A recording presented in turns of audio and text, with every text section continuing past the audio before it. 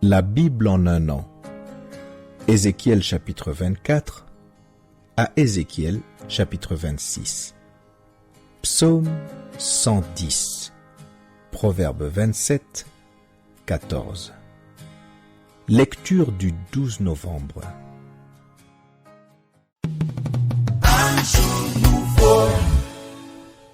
Hébreux chapitre 11, versets 1 à 16. Or la foi est une ferme assurance des choses qu'on espère, une démonstration de celles qu'on ne voit pas. Pour l'avoir possédée, les anciens ont obtenu un témoignage favorable. C'est par la foi que nous reconnaissons que le monde a été formé par la parole de Dieu, en sorte que ce qu'on voit n'a pas été fait de choses visibles. C'est par la foi qu'Abel offrit à Dieu un sacrifice plus excellent que celui de Caïn. C'est par elle qu'il fut déclaré juste, Dieu approuvant ses offrandes, et c'est par elle qu'il parle encore quoique mort.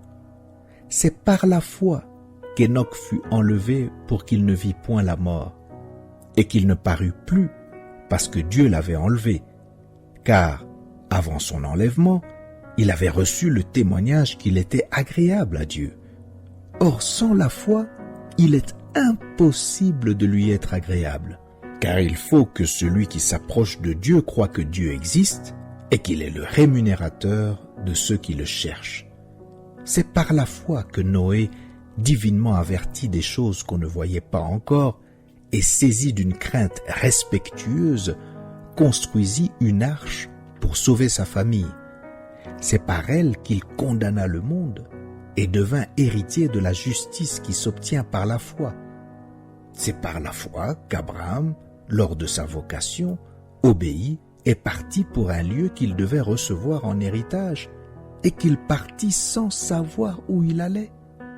C'est par la foi qu'il vint s'établir dans la terre promise, comme dans une terre étrangère, habitant sous des tentes, ainsi qu'Isaac et Jacob, les cohéritiers de la même promesse, car il attendait la cité qui a de solides fondements, celle dont Dieu est l'architecte et le constructeur.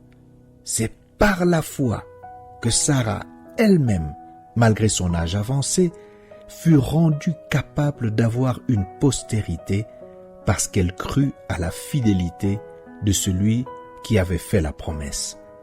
C'est pourquoi d'un seul homme, déjà usé de corps, naquit une postérité nombreuse, comme les étoiles du ciel, comme le sable qui est sur le bord de la mer et qu'on ne peut compter. C'est dans la foi qu'ils sont tous morts, sans avoir obtenu les choses promises, mais ils les ont vues et saluées de loin, reconnaissant qu'ils étaient étrangers et voyageurs sur la terre. Ceux qui parlent ainsi montrent qu'ils cherchent une patrie. S'ils avaient eu en vue celle d'où ils étaient sortis, ils auraient eu le temps d'y retourner. Mais maintenant, ils désirent une meilleure, c'est-à-dire une céleste.